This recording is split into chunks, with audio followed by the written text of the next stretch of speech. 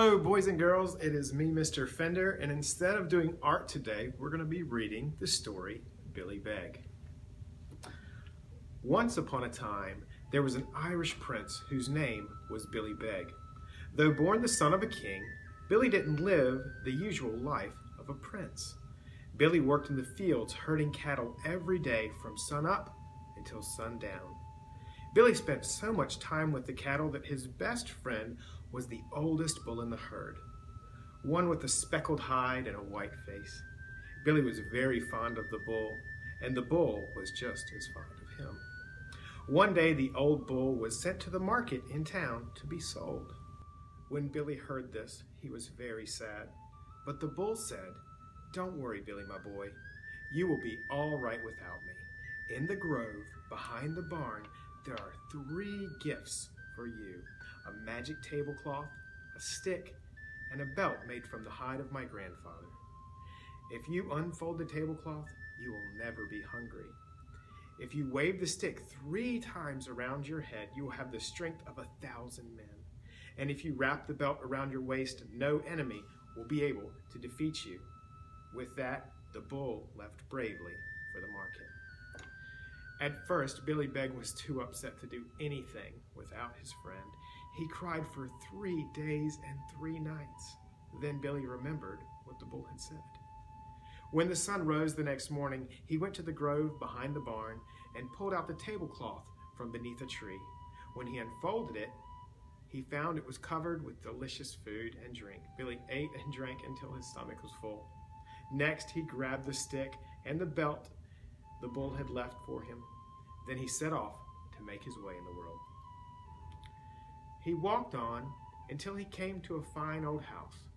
He knocked, and an old gentleman came to the door. "Excuse me," said Billy, I was wondering if you have any work." "As a matter of fact," said the gentleman, "I do need someone to watch over my cows, pigs, donkeys, and goats, but—" "I am the best shepherd that you will ever see," Billy interrupted. "Well," said the old gentleman, "that may be, but a giant has moved into the forest next to my pasture. That beast has scared off the last 3 boys I hired. I am not afraid of him," said Billy. "If you will have me, I will take the job."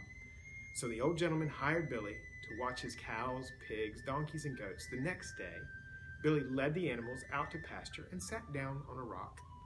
Later that day, a horrible one-eyed giant suddenly appeared from the rocks. "Oh," said the giant, licking his lips, "here is a tasty little treat. You are too big for 1 bite, but not big enough for 2. What should I do with a tiny morsel like you?" Billy fastened his belt and grabbed his stick. He swung the stick above his head 3 times to give himself the strength of 1,000 men. It was a terrible fight, but finally Billy swung the stick and thwack! Sent the monstrous giant flying off the cliff and into the sea. When the old gentleman heard that Billy had driven away the giant, he patted him on the back and told him, "You're a fine boy. I'll double your wages." So Billy became a herdsman. He kept watch over the old gentleman's animals and served him well. Then one day, the old gentleman came out of the house and yelled up to his coachman, "Get the carriage, saddle up the horses. I'm going to town." "What is the occasion?" said Billy. "Haven't you heard?" the old gentleman asked. Billy shook his head. "A terrible dragon is in the village," explained the old gentleman. "The dragon has demanded the king's own daughter, the princess, as his prisoner. Unless the king's champion fighter can defeat the dragon, the poor girl is as good as gone." "Oh," said Billy, concerned, "that poor princess." The old gentleman got in his carriage and sped off to the city. Lots of other people came on horseback in carriages and wheelbarrows. Billy decided that he would go and fight the terrible dragon if he had to. Billy dressed himself in an old suit of armor that belonged to his master, and then buckled the special belt securely around his middle. When he was dressed, Billy slipped on his boots, grabbed his magic stick, went to the stable where he mounted the brown mare and rode bravely into town. Thousands of people had come to see the king's champion face the dragon. Billy saw the champion in the center of the crowd, pacing up and down, back and forth, dragging his heavy sword behind him. Next, he caught a glimpse of the princess, gathered with her maidens at the front of the crowd. She was certainly beautiful, but looking just a bit nervous. Just then there was a fearsome roar. The dragon rose up out of the sea. He had fiery eyes, with smoke billowing out of his nostrils and giant flames pouring out of his mouth.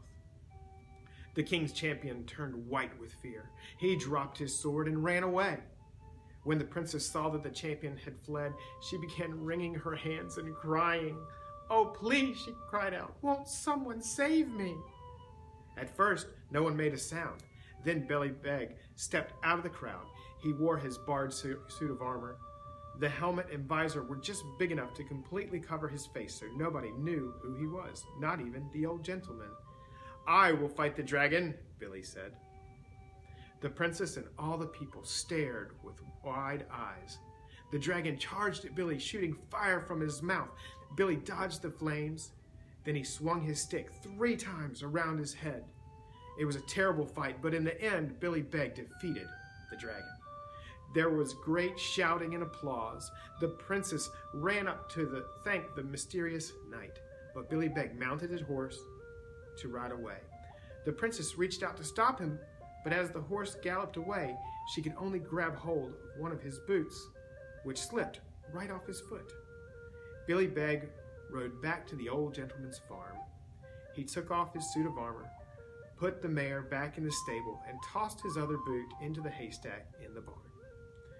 When his master came back the next day, he told Billy everything that had happened. "Isn't that amazing?" said the old gentleman. "I should say so," said Billy. The next day, the king ordered his men to find the brave knight who had saved his daughter's life. The king's men went from house to house trying to find the man whose foot fit the boot the princess was left holding. It took several weeks for them to make their way out to the old gentleman's farm. The king's men had all the servants try on the boot. The coachman stuffed his big foot into the boot, scrunching up his toes to make it fit.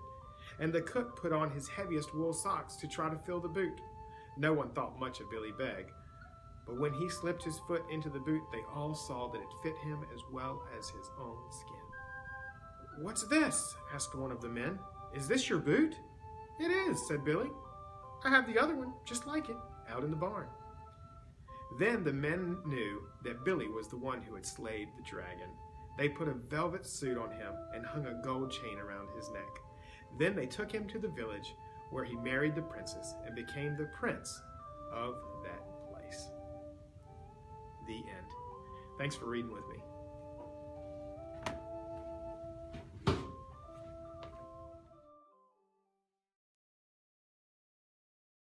Trying to find the man whose foot fit the boot the princess. When Billy heard this, he was very sad. But the bull said, "Pardon the interruption. Jersey Mike's is here. Thank you."